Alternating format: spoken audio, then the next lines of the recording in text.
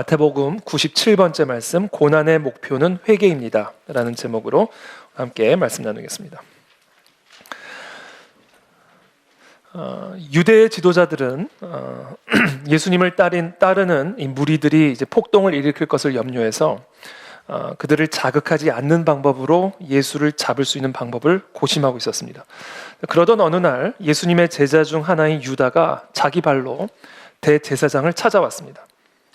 26장 15절에 보면 이렇게 기록이 되어 있죠.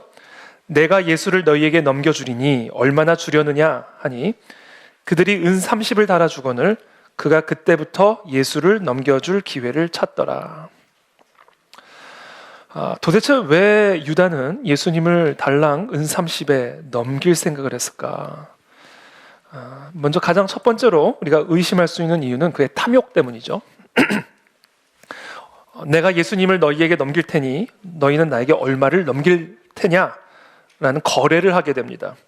그리고 은 30을 받는 조건으로 예수를 넘겨줄 약속을 하게 되는 것이죠. 그러니까 1차적으로 우리가 의심할 수 있는 부분은 그의 탐욕 때문입니다. 그런데 저는 개인적으로 유다가 달랑 은 30 때문에 예수님을 배신했다라고 생각되지는 않습니다. 정말 돈 때문이었다면 은 30보다 훨씬 더 큰 거액을 요구했을 가능성이 크죠. 은 30이 아니라 금 30 정도는 사실 이 대제사장이 그렇게 간절히 바라는 예수, 그를 넘겨주는 이 내부 정보를 주는 조건으로 단순히 은 30만 받았을까? 저는 그보다 더 근본적인 원인이 있었을 거라고 생각합니다. 그것은 바로 예수님에 대한 배신감 때문이죠. 우리는 가룟 유다가 예수님을 배신했다고 생각하지만 가룟 유다의 입장에서는 자신이 배신자가 아니라 예수님이 자신의 배신자라고 생각했을 가능성이 큽니다. 가만히 보니까 예수님이 내가 원했던 그런 예수님이 아닌 거예요. 그래서 유다는 이 예수님에게서 배신감을 느꼈을 가능성이 큽니다. 자, 가룟 유다가 기대했던 예수님은 어떤 분이었을까? 정치적 메시아였죠.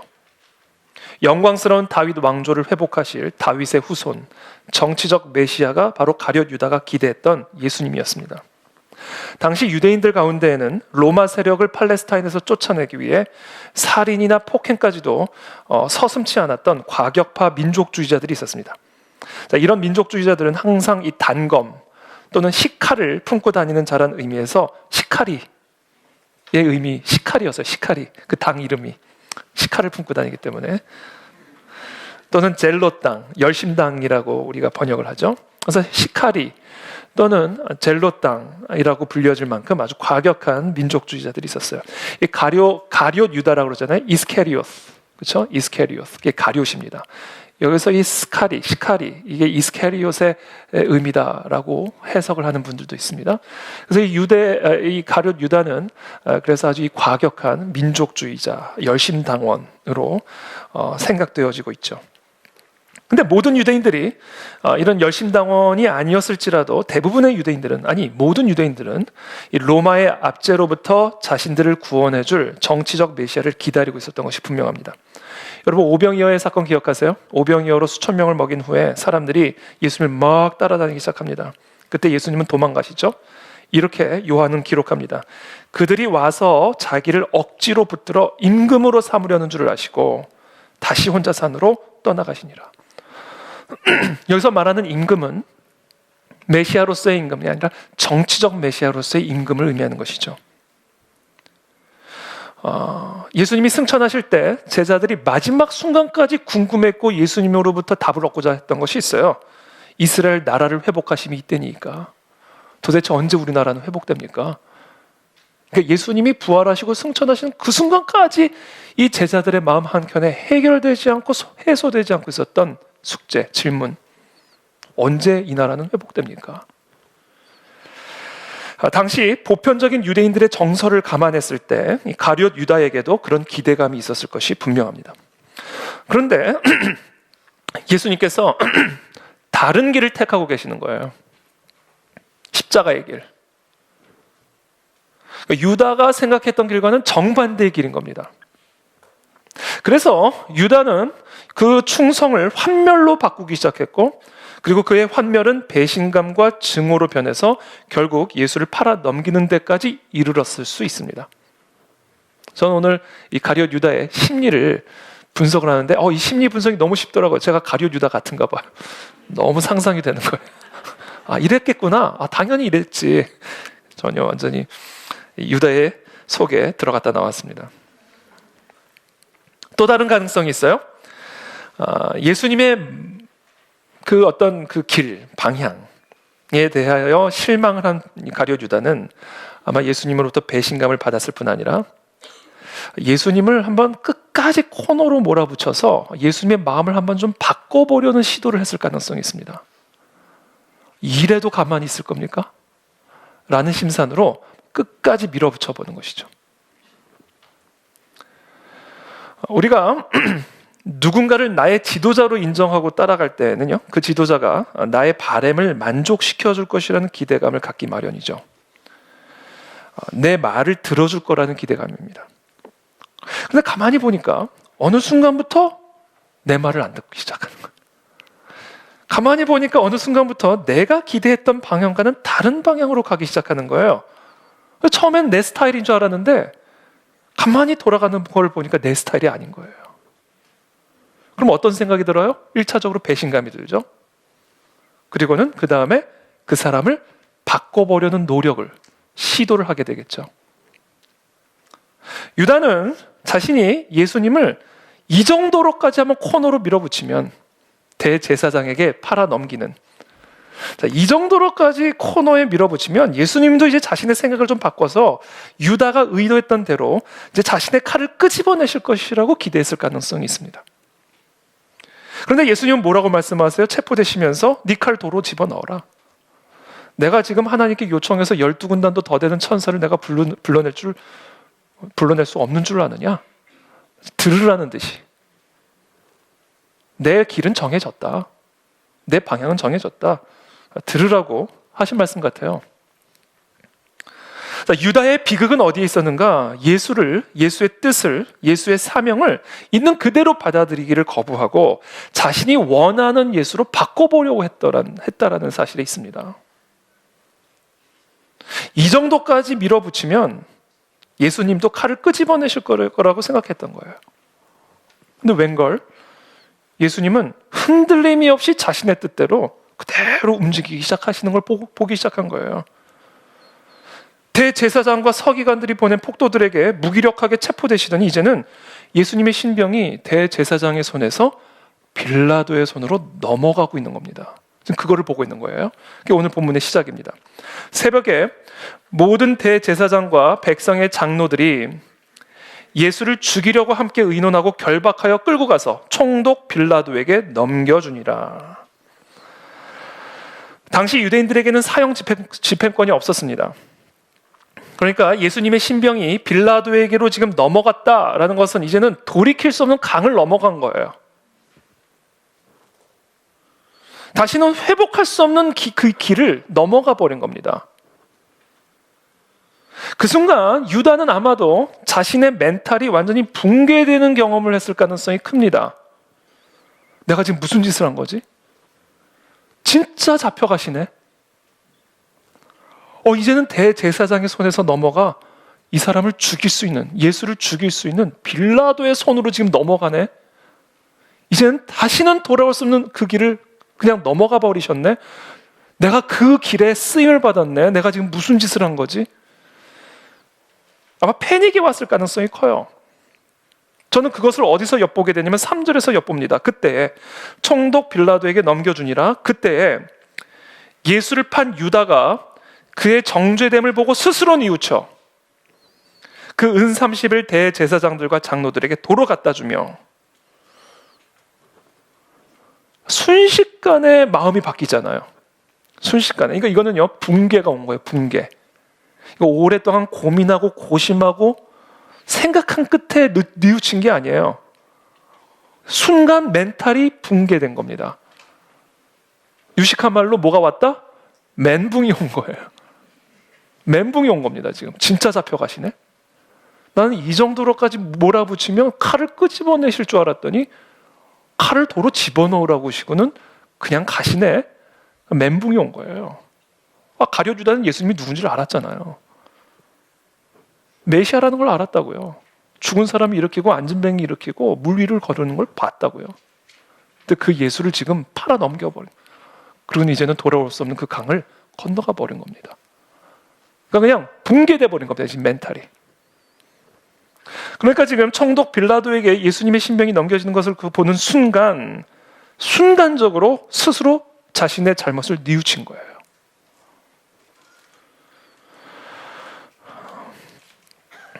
예수님에 대한 불만과 배신감이 한쪽에는 있었고요. 또 한편에는 민족 해방이라고 하는 간절한 소망이 버무러져 가지고 지금까지 아무런 양심의 가책도 없이 완전히 눈이 멀어 가지고 이 모든 일들을 차근차근 진행해 왔단 말입니다. 그런데 예수님이 이 빌라도의 손으로 넘어가는 그 순간, 그때 자신의 행위가 죄라는 사실을 비로소 깨닫게 된 겁니다. 그동안은 눈이 멀어서 몰랐어요. 예수님에 대한 불만과 민족 해방이라는 간절한 소망에 지금 눈이 멀어가지고 자신이 이와 같은 행위가 죄라는 사실을 전혀 모르고 있다가 예수님이 빌라도의 손으로 넘어가는 순간 나의 행위가 그냥 행위가 아니라 죄라는 사실을 깨닫게 된 겁니다. 붕괴가 온 거죠. 멘붕이 온 거죠.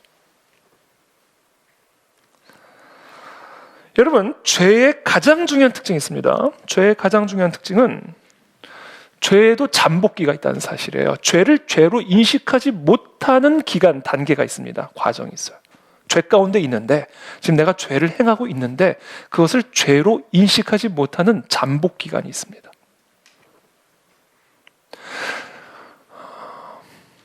다윗이 모든 군대들을 다 전쟁에 내보내고 왕궁을 혼자 걷다가 밧세바를 보고 사람을 보내서 밧세바를 데려오라고 명령을 하고 데려온 밧세바를 데리고 자신의 침실로 데리고 가고 거기서 그 밧세바를 범하고 그리고 나가서는 임신한 사실을 깨닫고 그의 남편 우리아를 이런저런 과정을 거쳐서 죽여버리죠. 이 일련의 과정 동안 다윗의 마음엔 일말의 양심의 가책도 없이 일사천리로 이 모든 일들을 진행합니다. 그와 같은 일을 행하는 가운데 다윗은 지금 자기가 하고 있는 행위가 그냥 행위라고 생각했지 죄라고는 한 번도 생각하지 않았던 거예요. 얼마 전까지만 해도 아무런 양심의 가책도 없이 예수님을 팔아넘겼던 이 유다의 심경에 갑작스러운 변화가 일어난 겁니다. 자신의 행위가 죄라는 사실을 보게 된 겁니다. 눈이 열린 거예요. 그리고는 멘탈이 붕괴되기 시작한 겁니다. 도대체 뭐를 보고, 도대체 이 사람 안에 무슨 일이 일어났기에 그렇게 딱딱하게 굳어 있었던 이 사람의 양심이 이렇게 붕괴가 되고 녹아져 버려 스스로의 행한 일을 뉘우치는 이런 모습을 순식간에 보일 수 있었던 것일까? 무엇이 이 사람의 멘탈을 붕괴시킨 것일까? 4절에 나오죠. 내가 무죄한 피를 팔고 죄를 범하였도다. 아무 죄가 없는 예수 그리스도가, 알잖아요. 가룟 유다는 이분이 무죄한 분이라는 사실을. 그러니까 아무런 죄도 없고 흠도 없는 이 예수 그리스도가 사형수가 되어서 사형장으로 끌려가는 이제 그 과정을 바라보면서 자신의 행위가 그냥 행위가 아니라 죄라는 사실을 보게 된 겁니다. 여러분이 만약에 여러분들의 어떤 행위 때문에 아무 죄 없는 누군가가 죽게 되었다고 한번 생각해 보세요. 내가 내린 어떤 결단 때문에, 내가 내린 어떤 선택 때문에, 내가 어떤 행한 행위 때문에 누군가가, 아무 죄 없는 누군가가 나의 그 행위 때문에 죽임을 당했다라고 한번 생각해 보세요. 생각만 해도 끔찍한 일이죠. 정말 우리가 운전을 하다가 동물을 쳐도 하루 종일 찝찝합니다. 그렇죠? 근데 아무 죄 없는 사람이 나의 어떤 행위 때문에 죽었다. 이거는 보통 충격이 아닌 거죠, 우리에게. 지금 가룟 유다는 지금 자기가 내린 결정 때문에, 자기가 지금 한 어떤 행위 때문에 아무런 죄도 없으신 분이 지금 죽임을 당하게 되는 그 길을 걸어가는 것을 지금 보게 된 거예요. 빌라도의 손으로 넘어가는 걸 보면서. 그리고 그것을 보고서 비로소 찔림이 오기 시작한 겁니다. 지금 내가 무슨 짓을 한 거지, 이게. 내가 죄를 지었구나. 그러면서 이 멘탈이 그냥 산산조각 붕괴가 돼버린 거죠. 그래서 우리는 아주 중요한 진리, 사실 하나를 짚고 넘어가야 됩니다. 배워야 됩니다. 저와 여러분들이 죄인이라는 사실을 깨닫기 위해서는 나 때문에 아무 죄가 없으신 그리스도께서 십자가에 못 박히셨다는 사실을 깨달아야 됩니다. 그때 비로소 내 죄가 보여요. 아, 나 때문에 그리스도께서 십자가에서 죽으셨구나. 그게 지금 가룟 유다가 깨닫고 충격을 받은 거거든요. 아, 나 때문에 예수 그리스도께서 십자가에서 찔림을 당하신 것이고 못 박혀 죽임을 당하신 것이구나. 이 깨달음이 와야 됩니다. 그러니까 지금 나의 행위와 지금 나의 실존과 2000년 전에 그 골고다 십자가에서 못 박혀 죽임을 당하신 그 예수 그리스도와 간에 이 인과관계가 연결이 돼야 돼요. 아, 나 때문에 찔리신 거구나. 아, 나의 행위 때문에 죽임을 당하신 거구나. 라는 이 인과관계가 지금 유다 안에서 일어난 거예요. 내 행위 때문에 끌려가시는구나. 그가 찔림은 바로 나의 허물 때문이라는 사실, 바로 그가 상함은 바로 우리의 죄악 때문이라는 이 사실을 깨달아야 내가 비로소 죄인이라는 사실을 보게 되기 시작하고 나의 행위가 그냥 행위가 아니라 죄라는 사실을 깨닫기 시작하는 거예요. 이 마음에 찔림이 온다라는 겁니다. 언제? 나 때문에 십자가에서 죽으셨구나 라는 사실을 깨달을 때. 근데 여러분, 이 깨달음이 오세요? 오세요? 2000년 전에 예수님께서 나 때문에 죽임을 당했다. 그건 너무 먼 얘기 아닌가요? 어떻게 하면 이 마음에 찔림이 올 수 있을까? 어떻게 하면 나 때문에 예수님이 십자가에 못 박혀 죽임을 당했다는 이 사실이 나의 마음을 찌를 수 있을까? 그것이 어떻게 하면 나의 마음을 고통스럽게 할 수 있고 내 마음을 붕괴시킬 수 있을까? 이것은요, 오직 성령의 역사를 통해서만 가능한 일입니다. 2000년 전에 그 예수가 나 때문에 십자가에서 죽임을 당했다는 사실로 내 마음이 찔리려면, 내 마음이 고통스러워지려면 이것은 오직 성령의 역사를 통해서만 가능한 일이에요. 성령의 역사를 통해서만 나의 죄를 죄로 여길 수가 있게 되고요. 바로 나의 행위가 죄로 보이기 시작하고요. 나의 실존이 죄인임을 보게 되는 겁니다. 이게 오직 성령의 역사로만 가능한 일이에요. 여러분, 성령 충만한 사람에게서 나타나는 가장 중요한 분명한 표지가 무엇인지 아세요? 아, 이 사람은 성령 충만한 사람이야. 아, 나는 정말 성령 충만하구나. 를 알 수 있는, 깨달을 수 있는 가장 중요한 표지가 뭔지 아세요? 뭐 여러 가지가 있을 수 있지만 이것이 없으면 그 다른 여러 가지가 다 가짜예요. 이건 단언할 수 있습니다. 왜냐하면 귀신도 치유할 수 있고요. 귀신 방언도 따로 있잖아요. 그러니까 어떤 성령의 은사들, 어떤 이적적인 그 은사들은 성령의 표지지만 그러나 이게 없으면 그건 다 가짜인 거예요. 그게 뭔지 아세요? 죄에 대한 각성입니다. 성령이 임하시면요, 죄에 대한 각성이 일어나요. 아, 이게 죄구나. 내가 지금 죄 가운데 있구나.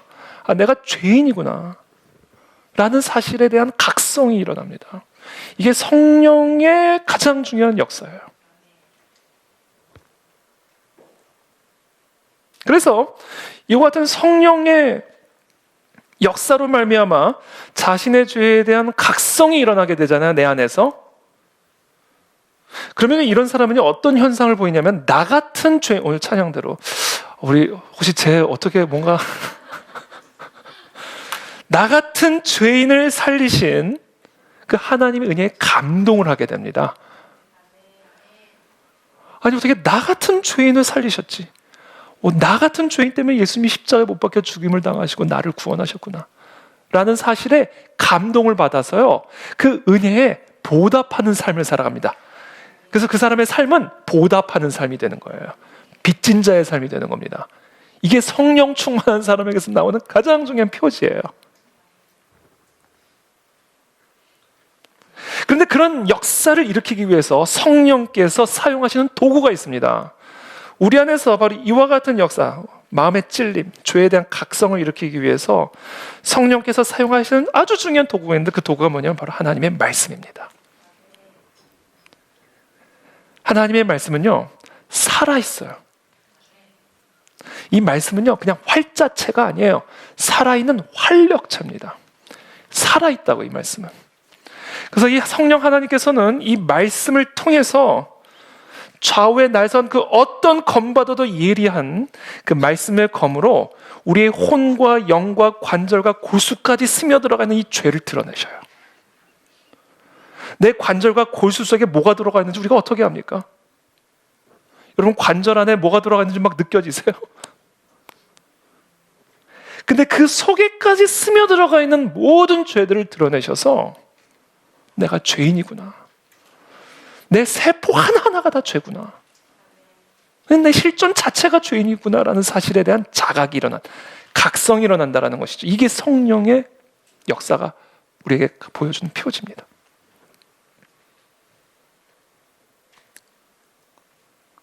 그래서 우리가 하나님의 말씀을 그래서 들어야 되는 겁니다, 여러분. 이 하나님의 말씀을 들을 때, 우리가 이렇게 설교를 통해서 하나님의 말씀을 들을 때 성령 하나님께서는 어떤 일들을 우리 가운데서 행하시냐면요, 우리의 마음을 찔러요, 이 말씀으로. 요새 속된 말로 뼈를 때린다고 그러죠.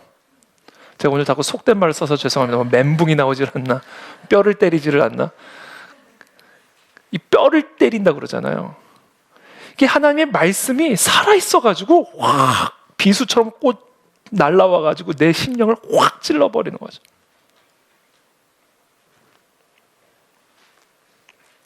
근데 이 성령의 검으로 우리의 마음을 찌를 때는요, 이게 찌르는 것까지는 성령이 아직은 우리의 마음을 놓고 하는 단계예요. 성령의 역사예요, 마음의 찔림은. 그러나 아직까지는 마음의 찔림은 노크하는 단계입니다. 그 마음의 찔림을 받았을 때 그냥 쳐내버리면 아무 상관 없어져 버려요. 그 마음의 찔림이 왔을 때 그것을 더 푹 찔러버려야 돼요. 그러냐, 더 깊이 확 뼈를 때리고 튕겨나갈 게 아니라 그냥 뼈를 부셔버리게 만들어야 된다. 그래서 그 나를 지금 때리고 있고 찌르고 있는 그 말씀이 더 깊이 나를 찌르도록 받아들여야 된다는 것이죠. 그게 회개입니다. 그때 성령께서, 문을 두드리시던 그 성령께서 내 안에 훅 들어오셔서 나의 마음과 생각과 육신을 다스리고 통치하셔서 성령의 충만한 사람으로 세우신다는 거예요. 그래서 그 사람을 통해 성령의 권능이 나타나고 그 사람을 통해 성령의 맛이 나타나게 하신다는 겁니다.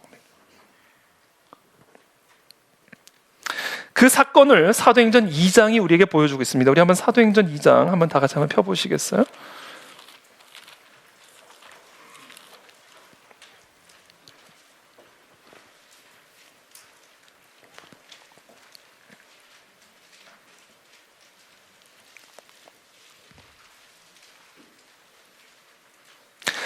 사도행전 2장을 보시면 처음으로 이제 오순절날 성령이 강림하시는 그 성령 강림의 역사가 기록이 되어 있습니다.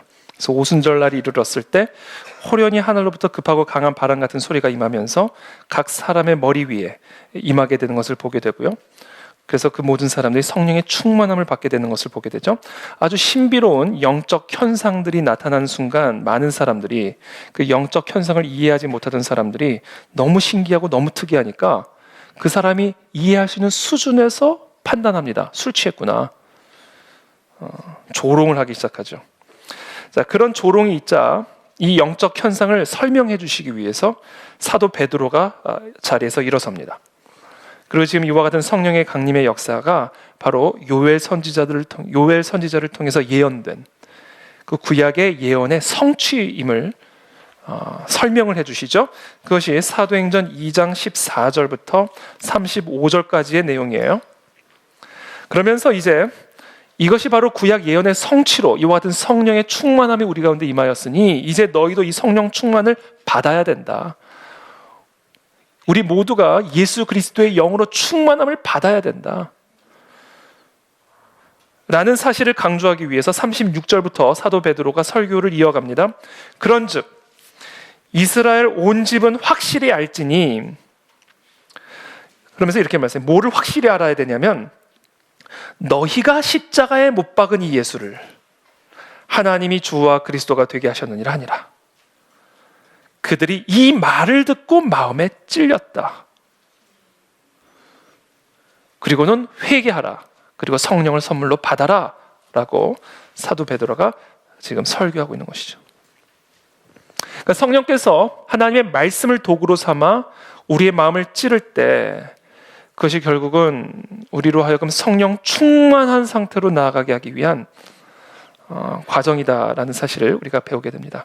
근데 이때 오늘 이 사도행전 본문에서 이 말을 듣고 마음에 찔렸다 이렇게 기록이 되어 있습니다. 그렇죠? 37절에 이 말을 듣고 마음에 찔렸다. 그렇다면 이 말이 뭐였는가? 첫 번째, 너희가 십자가에 못 박은 이 예수라는 말입니다. 너희가 이 예수를 십자가에 못 박았다라는 거예요. 로마 병사들이 십자가에 못 박은 게 아니라 그 로마 군사들의, 그 법 없는 자들의 손을 빌려서 너희가 못 박은 것이다. 그런데 여러분, 여기서 제가 오늘 여러분들에게 반드시 짚고 넘어가고 싶은 부분은, 그런데 이 말만 듣고 마음에 찔림이 온 건 아니에요. 내가 예수를 십자가에 못 박았다. 여러분, 이게 마음에 찔림이 오세요? 2000년 전에 예수를 내가 언제 십자가에 못 박았다고, 나의 지금 이 죄가 예수를 십자가에 못 박았다고 얘기하는 거지? 이 마음, 이게 찔림이 오십니까? 찔림이 않아요. 지금 유대인들에게 너희가 예수를 십자가에 못 박았다, 이 말이 여러분 찔림이 왔을 거라고 생각합니까? 이 말 하나만으로? 절대 그렇지 않습니다. 이 말씀 한마디만으로는, 너희가 십자가에 예수를 못 박았다는 이 말씀 한마디만으로는 이들은 절대 마음의 찔림을 받지 않았어요. 왜냐하면 당시 유대인들은 예수님이 죽을 짓을 해서 죽었다라고 믿었기 때문에 그래요. 이들이 예수를 죽인 이유는요, 신성모독 때문에 죽인 겁니다.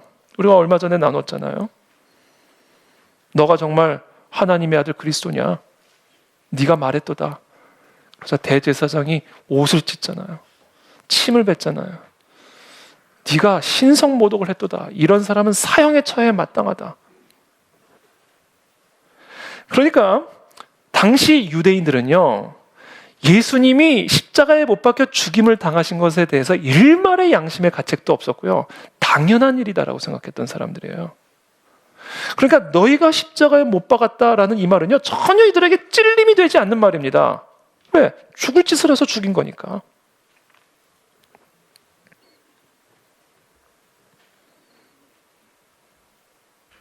그러므로 지금 이들의 마음을 찌른 말씀, 지금 이 유대인들의 마음을 찌른 말씀은 그들이 예수를 죽였다는 사실 자체가 아니에요. 이들이 죽인 예수를 하나님이 다시 살리셨다는 말씀입니다. 진짜 하나님이었던 거예요. 아니, 자신을 하나님이라고 주장해서 죽였는데 알고 보니 진짜 하나님이었던 거예요. 너희가 십자가에 못 박은 이 예수를 하나님이 주와 그리스도가 되게 하셨느니라. 죽음을 이기시고 부활을 하신 겁니다. 그래서 온 하늘과 땅의 모든 권세를 가지신 그 하나님 보좌 우편에 앉히신 거예요. 그 말을 듣고 마음에 찔림이 온 거예요.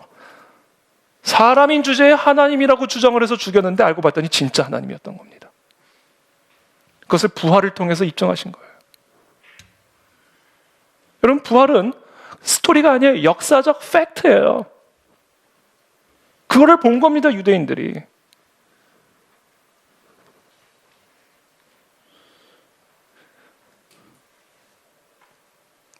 이 말이 그들의 마음을 찌른 겁니다.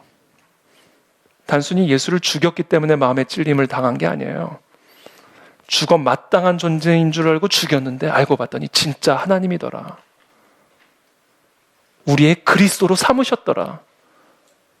는 이 말을 듣고 떼굴떼굴 구르기 시작한 겁니다. 어찌할꼬, 이를 어찌할꼬. 하나님이 아닌 줄 알고 죽였는데 알고 보니 진짜 하나님이었네. 알고 보니 진짜 온 하늘과 땅의 모든 권세를 가지신 그리스도시네. 이를 어찌할꼬. 이게 어마어마한 공포에 사로잡히게 된 겁니다, 이게. 그게 지금 가룟 유다가 느끼고 있는 공포예요. 진짜 죽으러 가시네. 그렇죠? 여러분 그런 드라마 보면 그런 내용들 있잖아요. 화장실에 들어가서 아무도 없는 줄 알고 다른 사람 막 흉을 보고 있는데 저쪽 칸에서 문을 열고 나오는 거예요. 그때 그 사람을 험담하고 있던 사람들은 얘기하는 거죠. 이를 어찌할꼬 어찌 떼굴떼굴 구르는 거예요. 하나님이 아닌 줄 알고 죽였는데 하나님이더라는 거예요. 이거는요, 어떤 말로도 형용할 수 없는 공포죠. 근데 그분이 다시 살아나가지고 우리의 왕이 되셨다라는 겁니다. 그러니까 예수 그리스도의 부활을 통해서 그리스도가 누구신지에 대한 눈이 비로소 열리게 된 거예요. 이 사람들의 눈에. 그러자 어떤 일이 일어나는지 아세요? 우리가 행한 행위가 죄라는 사실을 깨닫게 되기 시작한 겁니다. 그동안 전혀 죄라고 여기지 않았던 자신의 행위들. 이 예수를 죽이는 것은 하나님을 위한 일이라고 생각하고 십자가에 못 박았던 그 행위가 이게 죄라는 사실이 드러나기 시작한 겁니다. 언제요? 예수가 그리스도라는 사실을 깨닫게 되는 순간.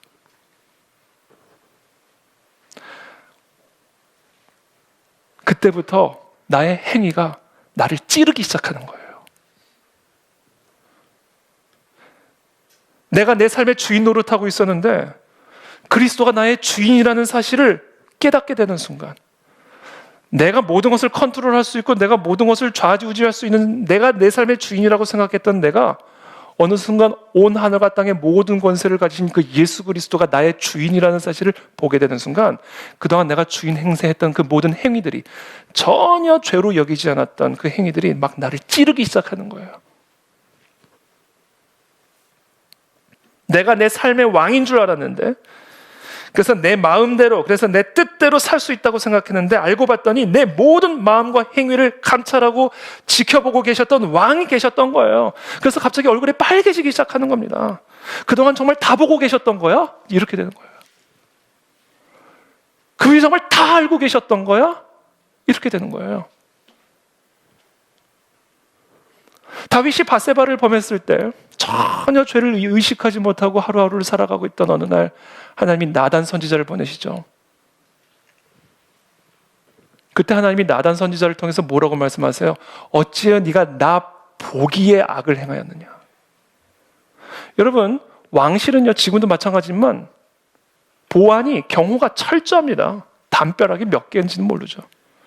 게다가 그 왕실 안에 이 다윗의 침실, 그것은 아무도 근접할 수 없고 접근할 수 없는 밀실 중에 밀실이에요. 근데 그 밧세바라는 여인을 끌고 그 밀실 중에 밀실, 그 자신의 침실로 들어가서 그곳에서 행한 일을 하나님이 보셨다고 그러잖아요.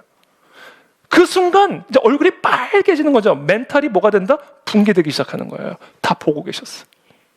다 알고 계셨어. 정말 다 듣고 계셨던 거예요. 그때 찔림이 오기 시작하는 겁니다. 내 죄가, 내 행위가. 이게 그냥 행위가 아니라 죄악된 행위였구나. 하나님이 내 왕이셨는데, 하나님이 내 주인이신데, 하나님이 예수를 그리스도로 모든 만물의 주인으로 삼으셨는데, 내가 그 앞에서 내가 주인 노릇하고 있었고 내가 왕 노릇하고 있었구나. 그분이 다 보고 계시는데, 그분이 다 듣고 계시는데, 그리고 그분은 그것을 심판하시는 분이신데, 그 심판자 앞에서 마치 왕이 없는 것처럼, 마치 심판자가 없는 것처럼 내가 내 삶의 주인이 되고 왕이 되어서 내 마음대로 내 뜻대로 행하고 있었구나. 이 행위가 그냥 행위가 아니라 죄구나 라는 사실을 막 찌르기 시작하는 것이죠.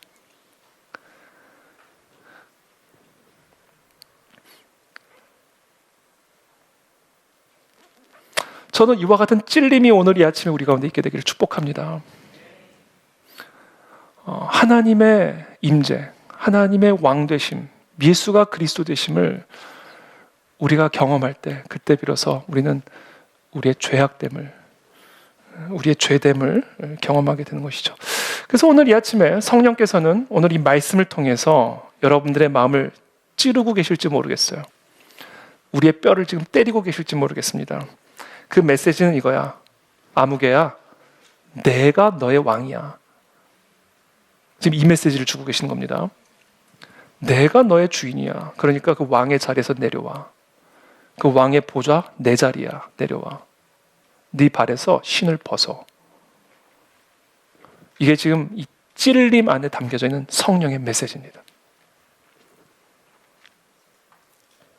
그때 그 자리에서 내려와 하나님을 내 중심에, 내 보좌에, 내 왕좌에 모셔드릴 때, 그때 성령께서 내 안에 들어와 나를 다스리고 통치하시는 거예요. 그때 우리는 하나님의 나라를 경험하게 되는 겁니다. 치유가 일어나고 회복이 일어나고 소성케 되는 역사들이 일어나고 하나님의 은사들이 부어지고 하나님의 꿈과 사명을 향해 달려나가는 그런 하나님의 사람으로 세워지고 거듭나는 이 역사가 바로 이 회개의 역사로부터 시작이 된다는 거예요. 바로 이게 회개입니다. 그래서 오늘 회개의 정의 첫 번째입니다. 회개란 무엇이다? 회개란 왕권의 이양입니다. 이게 회개예요. 이게 회개의 정의입니다. 회개란 내가 내 삶의 주인 노릇하고 내가 내 삶의 왕 노릇하던 이 모든 것들을 포기를 하고 나의 모든 주권을, 나의 모든 왕권을 온전하고 완전하게 예수 그리스도에게, 주인에게, 왕에게 이양하는 거예요. 왕이 계신데 그동안 내가 왕 노릇한 것에 대해서 마음에 찔림을 받아가지고 주님만이 이제는 나의 왕이십니다. 내가 이제는 주님 앞에서 살겠습니다. 왕 앞에서 살겠습니다. 그 심판자의 눈을 두려워하며 살겠습니다. 그 모든 왕권과 주권을 이양하는 거, 이게 회개입니다. 이와 같은 회개의 역사가 오늘 이 아침 우리 가운데 일어나게 되기를 축복합니다. 두 번째, 회개란 무엇이다? 회개란 나의 모든 짐을 그 예수 그리스도에게 이양하는 거예요. 이게 회개입니다. 우리가 이제 제가 첫 번째 회개를 왕권을 이양하는 거라고 말씀드렸죠. 주권을 이양하는 거라고 말씀을 드렸어요. 근데 회개는요, 주권만 이양하는 게 아니에요. 주권을 이양할 때 모두 함께 이양한다. 나의 모든 책임도 이양하는 겁니다. 이게 회개예요. 나의 모든 짐을, 내가 지고 있던 모든 짐을, 모든 죄책감, 모든 절망감, 모든 수치심, 내가 낑낑 이고 있는 이 모든 짐을 왕권을 이양할 때 함께 그것을 내 왕에게 이양하는 거예요. 이게 회개입니다. 그래서 여러분, 왕권의 이양이라고 하는 것은요, 단순한 권리 이양만 있는 게 아니에요. 책임 이양도 함께 합니다. 권리와 책임은 언제나 함께 가요. 권리가 있는 곳에 책임이 있는 것이고요, 책임이 있는 곳에 권리가 있는 겁니다. 우리가 어떤 회사를 사면요, 그 회사의 채권만 사는 게 아니라 채무도 같이 사는 거예요. 권리와 책임은 같이 사는 겁니다. 그러니까 내 권리, 내 주권을, 내 왕권을 진정한 왕 되신 그리스도에게 다 이양했다라는 이야기는 단순히 내 권한만 이양한 게 아니에요. 내 모든 책임까지도 이양을 하는 겁니다. 다 그분께 되는 거예요. 내 죄도 그분께 되는 겁니다. 내 채무도 그분께 되는 거예요. 내 책임도 다 그분 책임이 되는 겁니다. 그래서 나는 모든 책임으로부터 자유해지는 거예요. 이게 회개입니다, 여러분.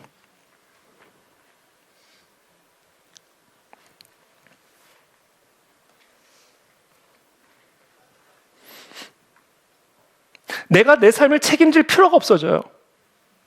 내가 내 삶을 책임지려고 하는 게 죄예요. 왕이 계신데. 그러니까 모든 주권을 그 왕에게 이양하는 순간 나는 내 삶을 내가 책임질 필요가 없어져요. 그리스도에게 책임이 있다라는 말이에요. 이게 회개입니다. 그리스도께서 내 삶의 주님이 되실 때 내 삶의 주인이 되실 뿐 아니라 내 문제의 주인까지 되어주시는 거예요. 그러니까 내게 문제가 생기잖아요. 그건 그리스도의 문제가 되는 겁니다. 그래서 그리스도께서 일을 하기 시작하시는 거예요. 왜? 그리스도의 문제니까. 이게 회개예요. 내 주권을 이양할 때 권리만 이양하는 것이 아니라 내 모든 책임까지도 이양함으로써 이제는 내 문제는 곧 그리스도의 문제가 되고 내 위기는 곧 그리스도의 위기가 되어서 그리스도께서 일을 하기 시작하시는 것이다. 왜? 그리스도의 문제니까. 그래서 예수님이 십자가에 못 박혀 죽으신 거예요. 그러니까 나 때문에 못 박히셨구나. 내 죄 때문에 못 박히신 거. 이게 찔림이 오기 시작하는 거죠. 왜? 모든 책임을 그분이 감당하기 시작하시니까. 우리는 어떤 책임도 없어지는 거예요. 이게 회개입니다. 전 이 회개를 오늘 이 시간 받아들이게 되기를 축복합니다. 이게 회개예요. 이게 되지 않으면 회개가 아니에요. 그거는. 자, 지금 이 멘탈의 붕괴가 온 자신이 행한 일이 죄라는 사실을 깨달은 이 가룟 유다는 그와 같은 멘탈에 붕괴된 상황에서 무엇을 선택했는가? 회개를 선택하지 않았어요. 그 모든 주권을 하나님에게 이양함으로 모든 책임을, 모든 죄책감을, 모든 고통과 수치를 다 하나님께 이양하고 자기는 그 책임으로부터 자유함을 누리지 않았어요. 그 책임을 스스로 감당하려고 했어요. 그래서 가룟 유다는 회개를 택하지 않고 자살을 택했습니다. 3절의 말씀이죠. 그때 예수를 판 유다가 그의 정죄됨을 보고 스스로 뉘우쳐 그 은 30을 대제사장들과 장로들에게 도로 갖다 주며 이르되 내가 무죄한 피를 팔고 죄를 범하였도다 하니 그들이 이르되 그것이 우리에게 무슨 상관이냐? 네가 당하라. 네가 책임져라. 그 책임을 왜 우리에게 떠넘기느냐? 네가 행한 죄니까 그것은 네가 그 죄값을 지불하고 네가 네 죄값을 책임져라. 그리고는 5절에 유다가 은을 성소에 던져놓고 물러가서 스스로 목매어 죽은지라. 스스로 책임을 지는 거죠. 그러니까 가룟 유다는요, 처음부터 끝까지 예수님을 파는 순간부터 그 판 죄에 대해서 뉘우치고 그 뉘우침에 대해서 해결하는 그 순간까지 내가 책임지려고 한 거예요. 이건 다 내 책임이다. 내가 죽음으로써만, 내 피값으로만 이 죄는 씻어낼 수 있다. 라며 스스로 목숨을 끊어버린 겁니다.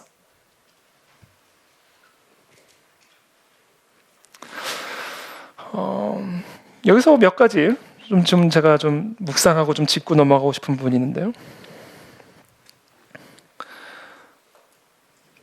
예수님을 지금 팔아서 지금 자신의 품에 넣어둔 은 30, 그렇죠? 이게 어느 순간 갑자기 뜨거워지기 시작하는 거예요. 열이 나기 시작하는 겁니다. 이 은 30에서. 처음에는 이 은 30이 내 품에 고이 간직해놨던 이 은 30이 처음엔 뜨뜻해지더니 도무지 품을 수 없을 정도의 열이 나오기 시작하는 겁니다. 그리고 그 열이 내 살을 태우기 시작하고 내 심령을 태우기 시작하고 내 심장을 태우기 시작하는 거예요. 이게 죄입니다, 여러분. 이게 죄로 얻은 거. 죄로 얻은 것은요, 뜨거워서 간직할 수가 없어요. 내 살을 태워버리고 심정을 태워버리기 때문에.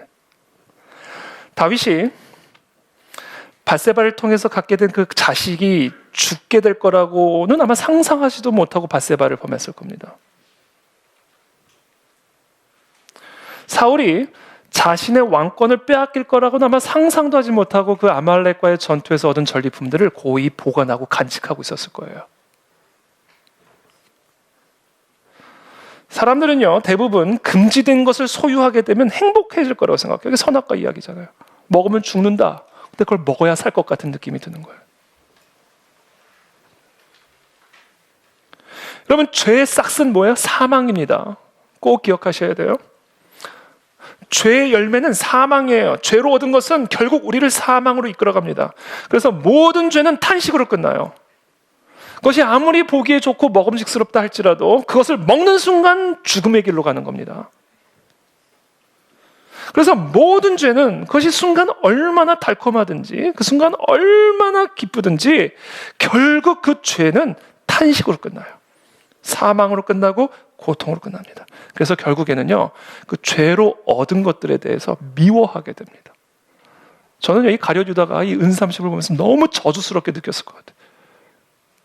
오죽하면 그걸 다시 갖다 주려고 했겠어요. 근데 도저히 이걸 갖고 있을 수가 없다. 이게 뜨거워가지고. 아파가지고 내가 도무지 품고 있을 수가 없다는 거죠. 그걸 갖다 줬더니 네가 당하라. 네 죄값은 네가 당하라. 죄의 삭은 사망이니까 그 사망의 값은 네가 지불하라. 이게 죄입니다. 그래서 여기서 우리가 한 가지 죄의 아주 무서운 특징을 하나를 우리가 보게 되는데, 죄는요 환불이 안 돼요. 은 30을 다시 돌려주는 거잖아요. 네가 당해라. 그 은 30을 어떻게 쓰든지 그건 네가 당해라. 죄는요 환불이 안 됩니다. 한 번 지은 죄는 다시 주워 담을 수가 없어요. 그냥 당해야 돼요. 그 죄값을. 그냥 그 죄값을 받아야만 합니다. 이게 죄예요. 환불이 안 돼요. 한 번 지불했으면 그 죄를 물릴 수가 없어요. 그냥 그 죄값을 지불해야만 하는 겁니다. 어떤 식으로든. 당해야 된다라는 거예요. 그래서 우리가 한 번 지은 죄는요 주워 담을 수 있는 길이 없는 거예요. 그래서 우리는 죄를 두려워해야 돼요. 한 번 지은 죄는 주홍 글씨처럼 내 가슴팍에 선명하게 새겨지기 때문에 남은 모를지 모르지만 그게 내 생각을 다스리고 내 정신을 다스리고 내 삶을 다스리고 있기 때문에 벗어나올 수가 없어요. 아무리 세탁을 해도 세탁이 되지 않아요? 내 심령에 새겨진 주홍 글씨이기 때문에 그래요. 그래서 죄는요 환불이 안 돼요. 주워 담을 수가 없어요. 한 번 지은 죄는 주홍 글씨예요. 그냥 당해야 되는 겁니다. 그래서 그냥 당해야 돼요. 방법이 없어요. 죄값은 당해야 돼요. 그냥 이게 죄입니다. 그게 우리의 운명이다라는 거예요. 그러니까 지금 가룟 유다는 지금 자신이 행한 이 죄를 깨닫고는 이 죄값이 너무 무거운 거예요. 감당을 할 수가 없는 거예요. 그래서 그것을 다시 돌려주면 조금이라도 감당할 수 있을까 싶었더니 네가 그냥 가져가서 네가 당해라. 그러니까 그걸 어떻게 감당을 할 수 없으니까 성소에 던져놓고 은을, 나중에 성소도 토해내죠. 성소도 토해내요. 피밭을 사잖아요. 그리고는 고스란히, 그리고는 그냥 어디론가 가가지고 목을 메고 죽어버립니다. 사도행전을 보면 땅에 떨어져서 창자가 터져 나왔다. 그래서 그 밭이 피밭이 됐다. 아마 뭐 어디 높은데 목을 매달았다가 뭐 줄이 끊어졌던 모양이죠. 그래서 떨어져서 창자가 터졌다. 이렇게 기록이 되어 있어요.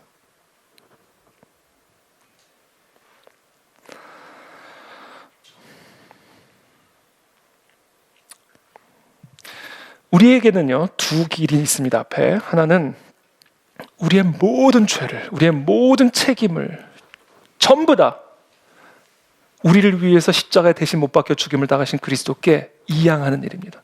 그래서 나는 그 책임으로부터 자유해지는 거예요. 이게 회개입니다. 그것 때문에 주님이 죽으신 거예요. 그래서 내가 그분을 죽인 겁니다. 그래서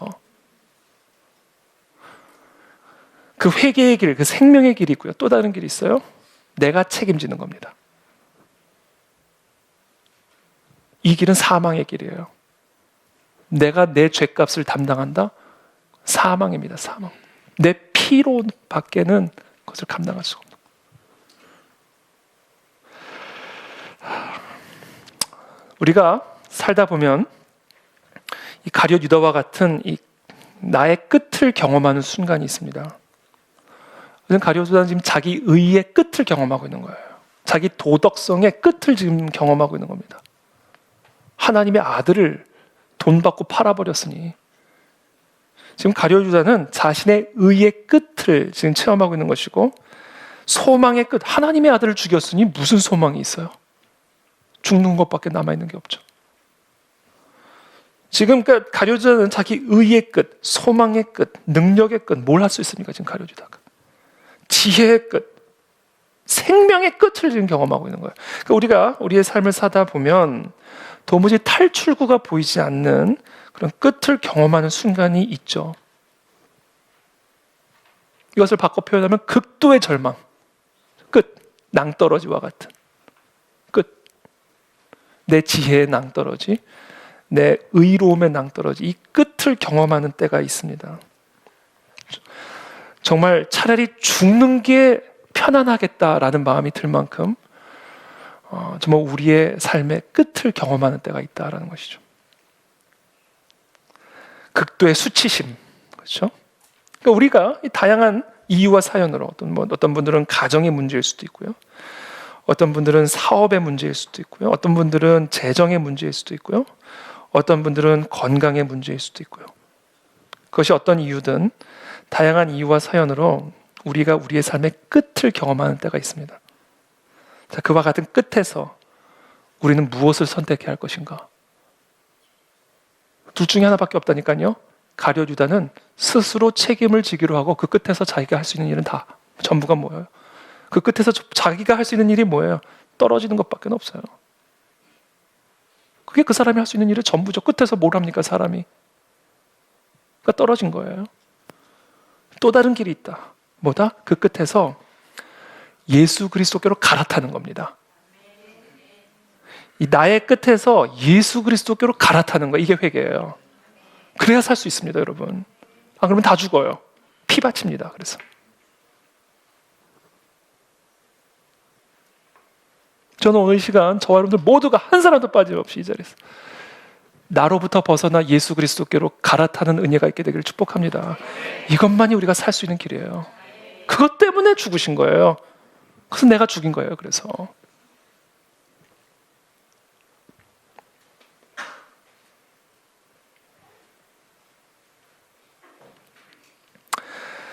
세 번째, 마지막 메시지입니다. 첫 번째, 회개는 왕권을 이양하는 것. 두 번째, 우리의 모든 책임까지 이양하는 것. 그게 회개다라는 말씀드렸어요. 그래서 예수 그리스도께로 갈아타는 겁니다. 내가 책임지지 않고 그리스도께로 갈아타는 거예요. 제가 한번 전철을 타고 가다가 잠깐 잠이 들어가지고 딱 깨보니까 아무도 없는 거예요. 알고 봤더니 종점에 도착해가지고 사람들이 야박하게 그냥 혼자 내린 거예요. 좀 깨워주시지. 그래서 좀 느낌이 이상해가지고 확 깼더니 다 나가고 없는 거예요. 그러니까 여러분, 우리가 어떤 이런 종점에 도착하면 무슨 얘기예요? 갈아타라라는 의미입니다. 갈아타라. 그래서 하나님 우리에게 허락하신 게 뭔지 아세요? 끝을 주시는 거예요. 그래서 뭐 하라고? 갈아타라고. 그래서 모든 고난의 목표는 회개입니다. 예외가 없어요. 모든 고난의 목표는 회개예요. 갈아타라는 메시지예요. 종점에 왔으니까, 끝을 왔으니까 이대로 떨어질래 갈아탈래 이겁니다.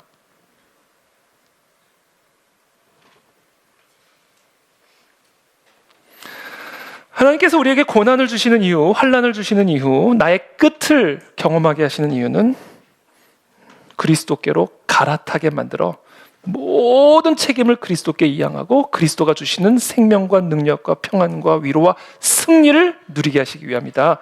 이것이 고난 안에 있는 목표고 목적입니다, 여러분. 무슨 고난이다 한번 얘기해 보세요. 그 고난의 목표는 회개입니다, 여러분. 어떤 고난이든 얘기해 보세요. 그 고난이 얼마나 심각하고 그것이 얼마나 아픈 고난인지 한번 얘기해 보세요. 그 고난의 목표는 회개입니다.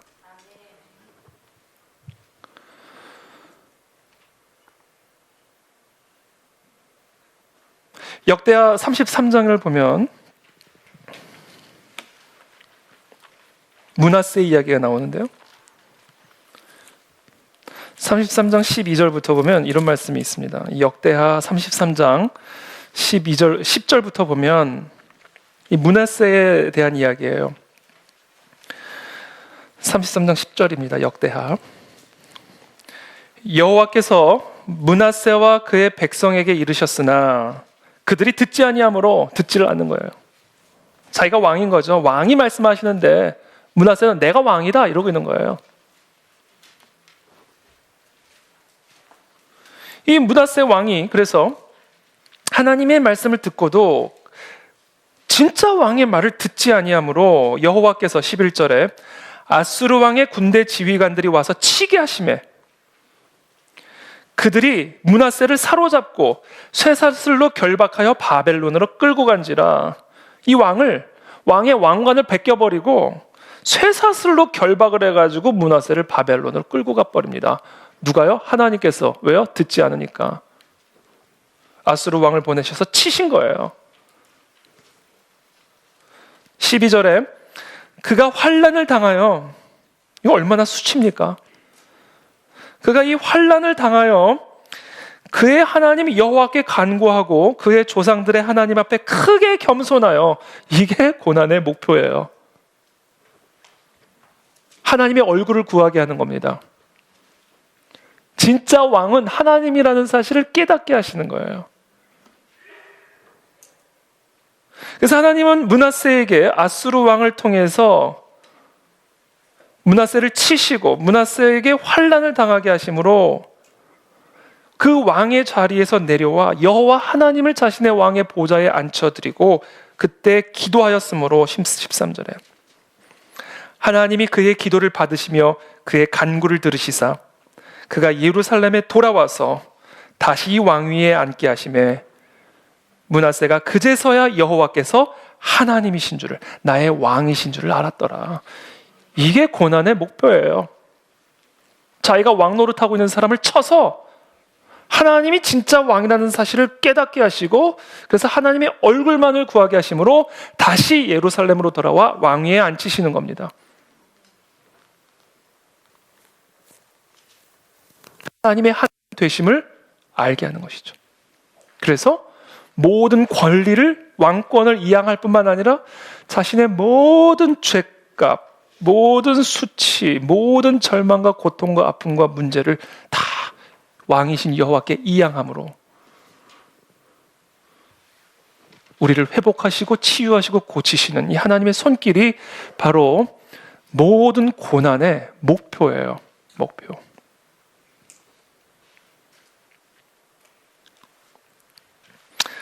그러므로 이 시간 저와 여러분들의 삶 속에 지금 이 므낫세와 같은 이와 같은 뜻하지 않은 고난과 환난과 다양한 이유로 인해 끝을 경험하고 계시는 분들이 있다면 그냥 그 자리에서 무릎을 꿇으십시오. 그냥 그 자리에서 신발을 벗으십시오. 그리고 왕이신 하나님을 예배하시고 찬양하십시오. 그분의 얼굴을 구하십시오. 그때 하나님은 구원의 손길을 보여주실 것이고 하나님이 우리의 진짜 왕 되심을 보여주실 거예요. 그래서 회개는 곧 구원입니다. 회개가 곧 구원이에요. 그래서 예수님이 오시자마자 외치신 거예요. 회개하라. 하나님의 나라가 왔다. 그렇죠? 말씀을 맺겠습니다.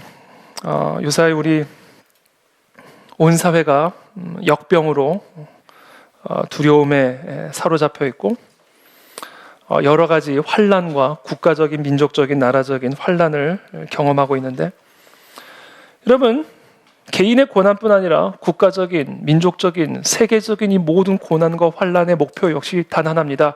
회개하게 하기 위함이에요.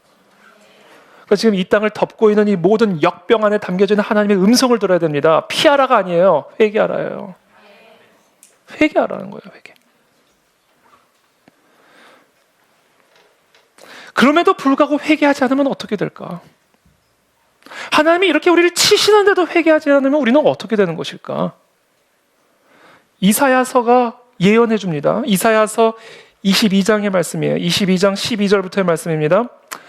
그날에 주 만군의 여호와께서 명령하사 통곡하며 애곡하며 머리털을 뜯으며 굵은 배를 띠라 하셨거늘 뭐예요? 회개하라 하셨거늘 모든 주권을 이양하라 하셨거늘 너희는 기뻐하며 즐거워하여 소를 죽이고 양을 잡아 고기를 먹고 포도주를 마시면서 내일 죽으리니 먹고 마시지 않은도다.